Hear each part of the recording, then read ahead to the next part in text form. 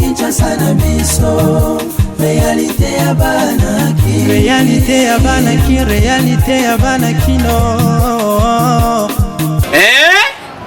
Buyukite bukuyoka kaka Kinshasa na biso kin eleki partout KNB Kinshasa na biso kin eleki partout Kinshasa eleki partout mikolo neza bino pardon Jima sala yolo karata kate ya on a bien yo Jima mukende umela KNB kin eleki partout rien à dire toi na terre envié parce que kin eleki partout et losako liboso ambongo mosanto azate Céline Don Kardasha isongolo bisous bye bana kin ke bana jako zape so kuta nango KNB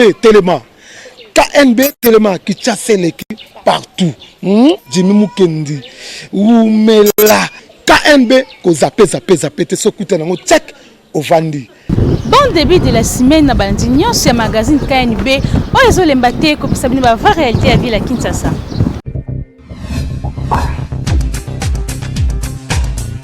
On doit mettre sur pied un état de droit. Au nom du Père. Et dans un état de droit, il y a une justice indépendante. Du Fils. Et du peuple. Ce n'est pas pour rien qu'on fait des constitutions. Nous l'avons promis. Pourquoi Mboké Beba? Parce que ceux qui arrivent et qui sont censés prêcher par l'exemple, eux prêchent par le mauvais exemple. Nous l'avons défendu. Un état de droit, c'est celui où tout le monde respecte la loi. Mais toi, tu crois que Balandi ou Anabosani? Nous y avons cru.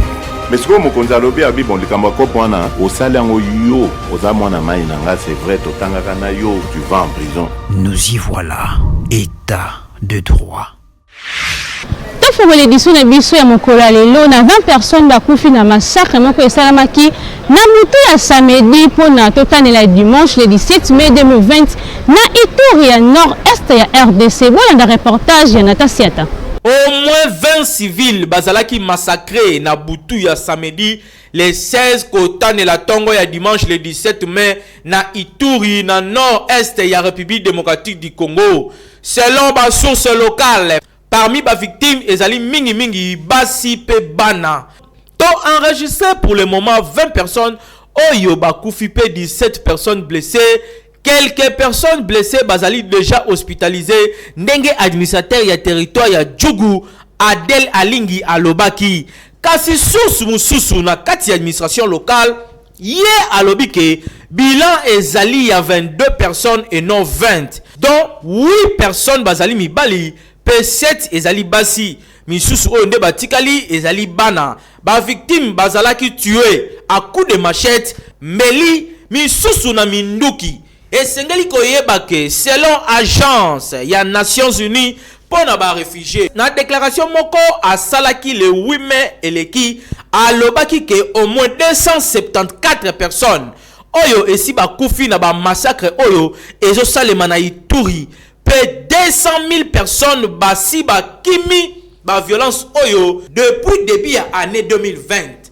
Pe ba massacre wana nyonso batu bazo sala yango ezali bongo milice ethnico-religieuse la coopérative pour le développement du Congo Codeco. Codeco wana selon bango bazali ko défendre ba intérêt ya communauté balendu majoritairement ba agriculteurs. Ba victime bazali la majorité ba membre ya communauté ema principalement pe ba agriculteur kaka na ba commerçant. Nde yango elekaki dimanche ba milicien ba atakaki chefferie ema ndenge administrateur ya territoire alobaki ba saya yango ba utaki na territoire ya Lendu ba bomi batu pe ba kimi bake kozonga na territoire na bango e salemaki na territoire ya Djougou et sika wapi ba mboka pe mabele ya les deux communautés ezali ya kokangama tokanisa ke bakonzi ya mboka bakoluka solution po ete ba massacre ya boyo esila na est ya République démocratique du Congo. Kinshasa et l'équipe partout. L'Assemblée nationale commission PAG basangalaki mokolo ya samedi 16 mai 2020 na constater sur levé ya immunité ya honorable John Tumba oyo azali ministre ya enseignement professionnel pour aza soupçonné na détournement ya mbongo ya 100 jours ya mokonzi ya mboka. Bolanda reportage ya Natasiata. Na Assemblée nationale, na entremise ya commission politique administrative juridique PH na Mukuse oyo basangana ki samedi le 16 mai 2020 oyo pour constatuer sur levé ya immunité ya honorable John Tumba, ministre ya formation professionnelle, art et métier, et zalaki levé pour akende ko répondre na ba acte na ye devant justice congolaise ndenge député national Daniel Mbaou Soukissa a tweetaki. Pour un rappel, enquête officielle moko ezalaki ouverte contre John Tumba oyo azali actuellement ministre ya enseignement professionnel pe proche ya directeur de cabinet ya président de la République Vital Kamerhe pe azalaki ancien membre ya comité ya suivi ya programme d'urgence ya président Félix Tshisekedi azali soupçonné ndenge moko na patron na ye na kati ya parti ya INC ya détournement ya fonds publics. Procureur général près la cour de cassation a informé que premier ministre Sylvestre Ilunga Ilunkamba na courrier moko que John Tumba azali soupçonné ya détournement ya fonds avant azala nommé na kati ya gouvernement na mois ya août eleki. Abandaki ko s'occuper na suivi ya misala ya 100 jours na province ya Kasai Oriental. En attendant, banquette ezali ko continuer pe lever ya immunité au rôle de salami to kanisa ete ministre John Tumba a ko répondre na ba acte na devant justice soki azali innocent a cause la libérer pe a kozonga la ba fonction na ye kitoko Kinshasa et l'équipe partout. Réunion, ils ont continué que ça les maps pour évaluer possibilité il y a reprise il y a cours na RDC. Voilà un reportage ya Natasiata. Et ça lui déjà 2 semaines depuis que la réunion et ça les maps pour évaluer possibilité il y a reprise il y a cours oyo ezalaki suspendu suite ya pandémie ya coronavirus depuis mars eleki. Jeudi oyo lisusu réunion moko et salemaki oyo esangisaki ba intervenant ya secteur ya éducation na ministre ya enseignement primaire secondaire et technique EPST na Mukuse excellence Willy Bakonga. Selon ministre ba participant ba optaki pour la reprise totale ya enseignement na 19 provinces oyo ezali nanu touché na pandémie oyo ya coronavirus. Pendant les 7 provinces oyo ezali déjà touché, priorité et kozala na ba classe terminale kakande bakozonga, c'est-à-dire ba classe ya likolo. Pe malgré reprise ya ba cours wana, mais ekozala tout en respectant strictement ba mesures d'hygiène pe ba gestes barrières oyo epesami na bakonzi ya mboka pona ko limiter propagation ya pandémie oyo na mboka na biso. Gouvernement en entendant azali ko bongama quant à ce, mais ministre a précisé date pe alobi ke opinion et kozala fixé bientôt pour bazo zelana no mokonzi ya mboka azwa décision finale sur dossier yango. Mais ce qui est sûr, classe ezozonga kala mingi te pona ba province oyo ezali na maladie te. Kasi pona Kinshasa pe ba province mususu oyo ezali déjà touché na pandémie bango ba classe oyo kozonga ezali kaka ba classe ya suka. Tozo talela, tozo zimele Kinshasa et l'équipe partout.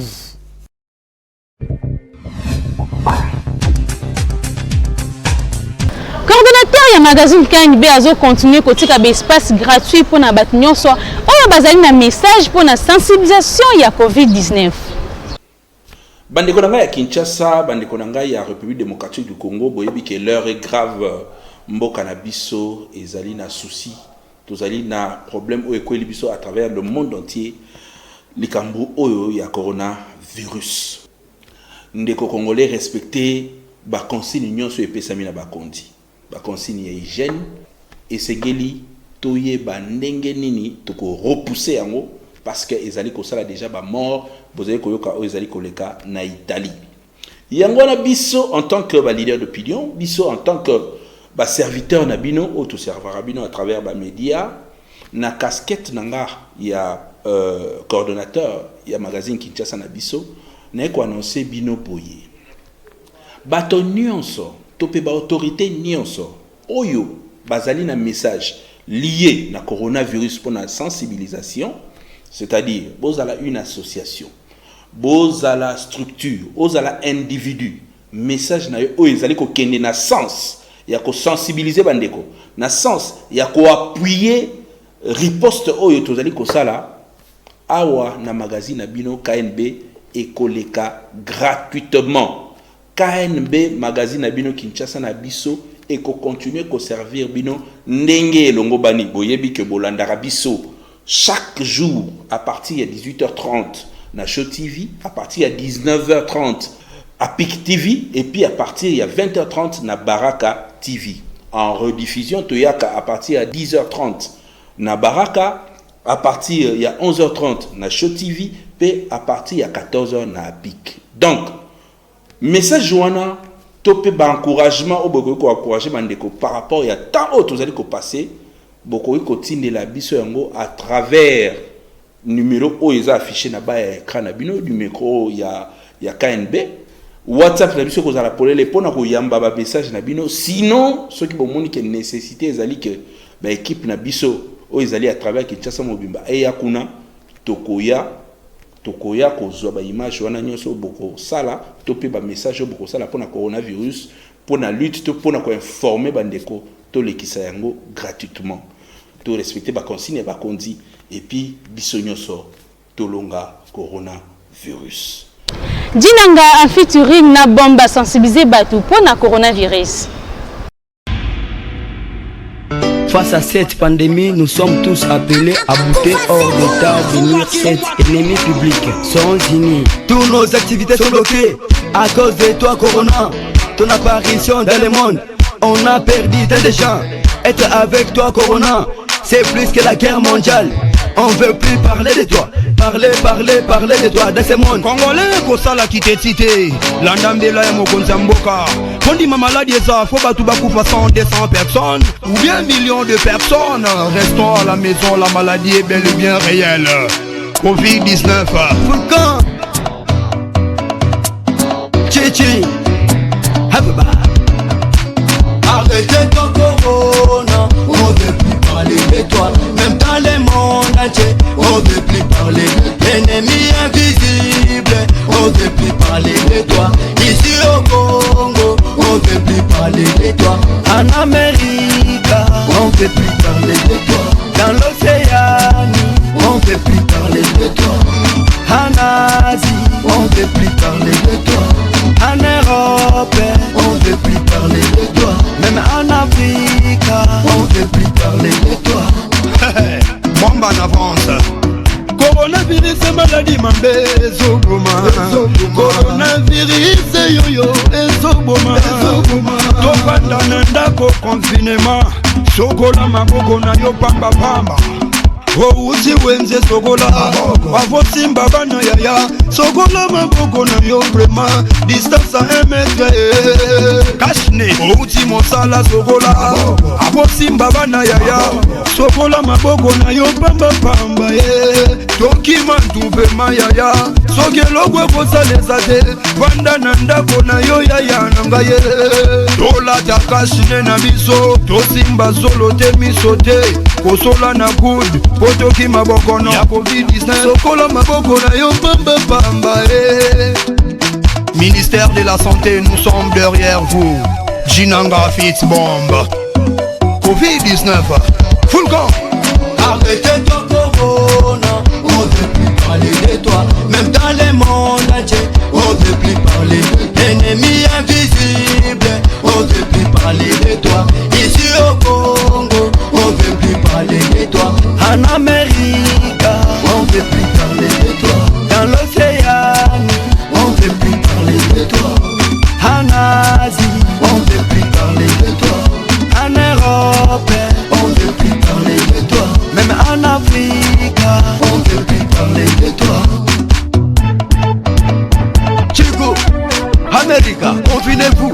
Dans l'Océanie, confinez-vous. En Asie, confinez-vous. En Afrique, confinons-nous. Dans l'Europe, confinez-vous. Confinez. Confinement. OMS Inner B, merci pour les soutiens. papa mama batela bana babima te. Coronavirus va-t'en.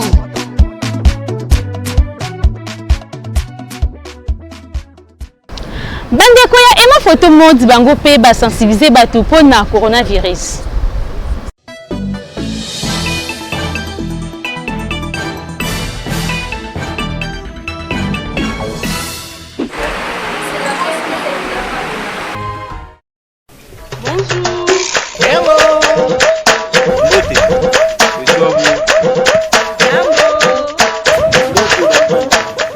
La pandémie du coronavirus n'est pas un slogan. Mais pour arrêter sa chaîne de propagation, essayer la biso banso. Tommy Baté.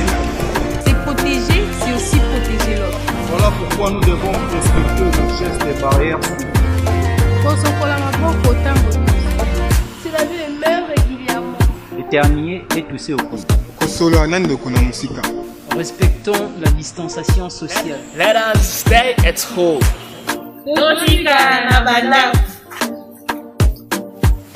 Restons à la maison.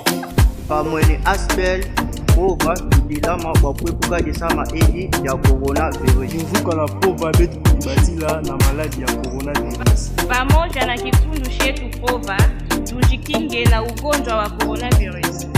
Ensemble avec l'Esbel Pova, protégeons-nous de la pandémie Covid-19.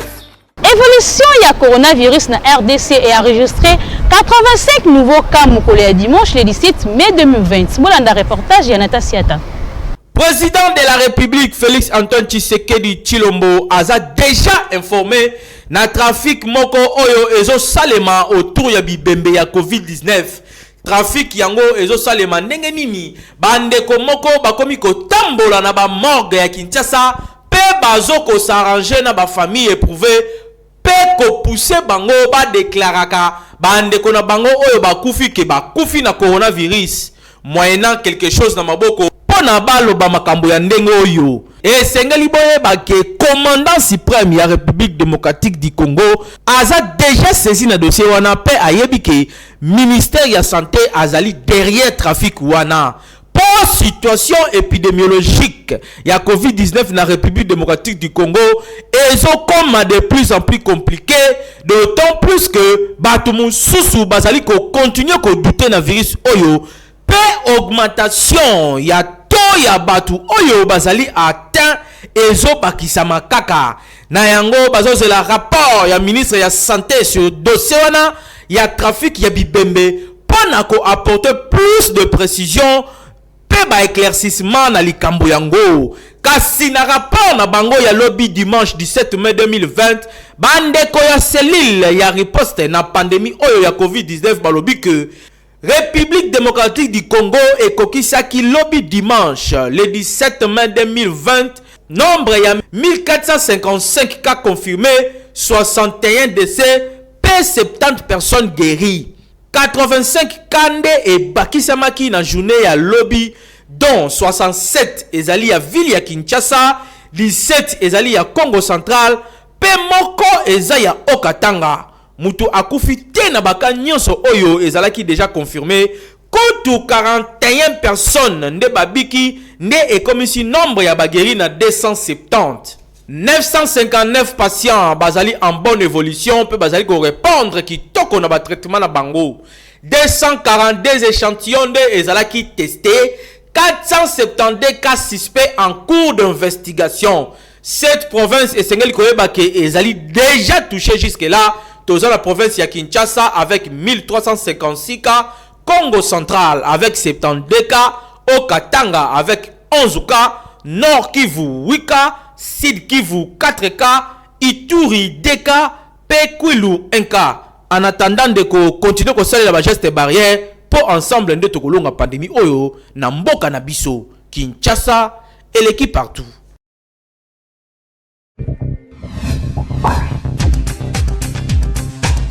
Betesco toujours na cadre ya kosunga population asali miliki ya sika Apollo o ezotekama partout. Grâce ya Beltexco miliki ezali lisusu lixte na mabota ya Kinshasa, lait en poudre en sachet Apollo et ye ko résoudre problème ya komela tito café sa miliki to mai ya lobo. Donc lelo na Kinshasa soki omeli miliki te ezali faute na yomoko. Apollo le végétal oyo ekosalisa bana kitoko ekopesa mikolo énergie pe ekosunga lisusu bakolo bakitisa mitema malamu. Komela miliki Apollo ezali kotonga nzoto na yo 1000 fois. Ezali kobakisa ba immunité na corps na yo po tozala résistant na mopepe nyonso oyo ya microbe atake nzoto na yo. Donc miliki Apollo ezali kotekama partout na ba boutique na ba ligablo na ba alimentation okuta miliki Apollo en sachet. Ezali miliki ezali moins cher mais qualité ya bien. Miliki Apollo, miliki kitoko.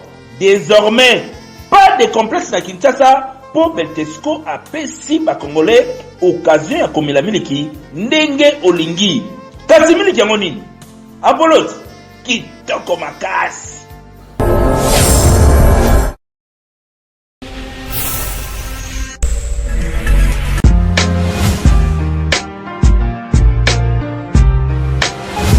Entreprises, institutions publiques et privées, ONG, partis politiques, commerçants, sachez que la communication constitue le socle de l'émergence de vos activités, produits, services et marques. La communication ne s'improvise pas, mais les méthodes et les stratégies de la communication s'apprennent. La mouture ASBL organise la session de formation spécialisée en communication des organisations en 2 mois. Premier niveau, communication 360 degrés, les relations publiques et relations presse. Deuxième niveau, marketing marchand, marketing politique, conception publicitaire et gestion d'agence conseil en communication. Venez apprendre les méthodes pratiques de la gestion de votre organisation avec les formateurs hautement qualifiés et expérimentés.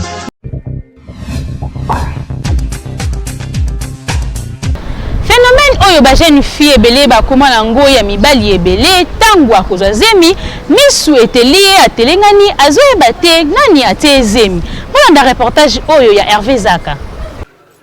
Tomonaka ba phénomène oyo ba jeune fille ya lelo ba koma na ngo na ba système ya ko vivre na mibali mibale to misatu kasi soki e arrivé que azwi zemi le fait que azalaka na mibali ebele akoyeba te soki zemi eza ya Hervé héritier soit Jimmy to Michael Lokofe boka ndenge population ba expliquer na micro ya KNB. Comportement na eza sorcellerie puisque sorcellerie batu baye nango eza bana basi okoma yo ko zemi ya mobali mususu ata mobali wana za na moye te oke kopesa ngo na mobali mususu siko ta yo pesi zemi wana na mobali oyo pesi zemi oyebi ke makila oyo kotisi na famille wana na comportement ya mobali wana na makila wana e wando concorde te.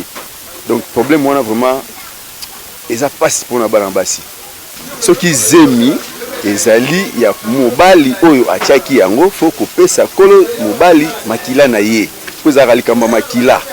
Bon ndenge tolinganaka biso mibale tant tobimaka tozalaka biso mibale tant ka ekweleli yo mwasi il faut reconnaître que nga mutu nazalaki na yo malgré ata nazangi mbongo nazangi bozi famille pauvre tant olingaki nga mpona nini mpona sentiment to mpona nini parce que biloko wana yango tozomona lelo ezodétruire lelo nini génération ya lelo oyo ya bajeune fille oyo ya lelo bana na biso surtout ndenge botambolaka mingi ke kolanda mobali oyo biloko wana ntango yozwi zemi ya moto ata aza mpiaka kolanda teke oyo azalaki kokabelo mingi mpo aza na bozwi aza makila nete opesa yango parce que mwana eza likambo makila motu mosusu yo opesa kuna ke créer badésordre mo boye na foya bato mais ntango opesa yo mpe na kolo nango ozala mpe bien kimia mpo na yo mo mpe mpo na avenir na yo mo un jour esika okotambola eza bien mpe eza mabe yo kozwa zema moto mosusu toki opesa yango mpa moto mosusu parce que ye aza na mbongo te olandi oyo aza na mbongo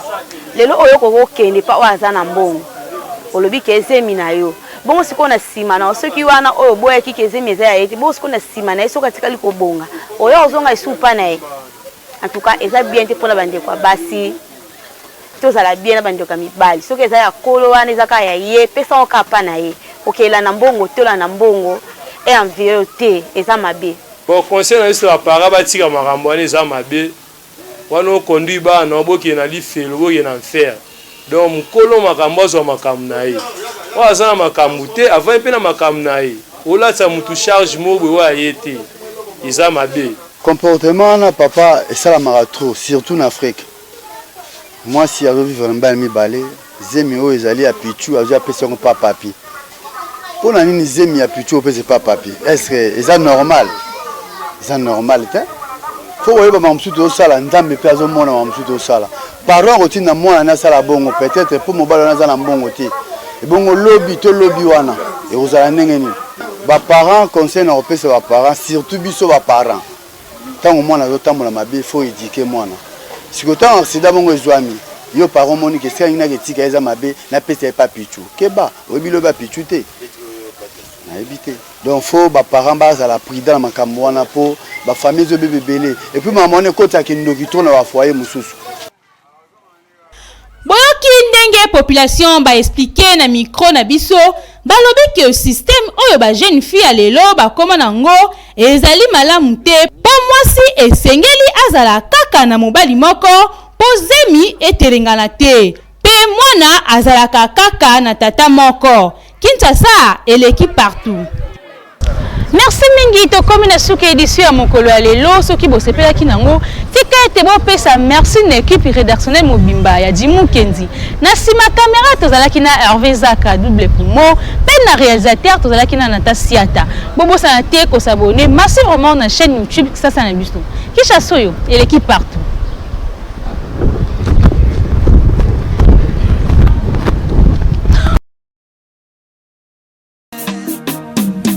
Magazino, magazine,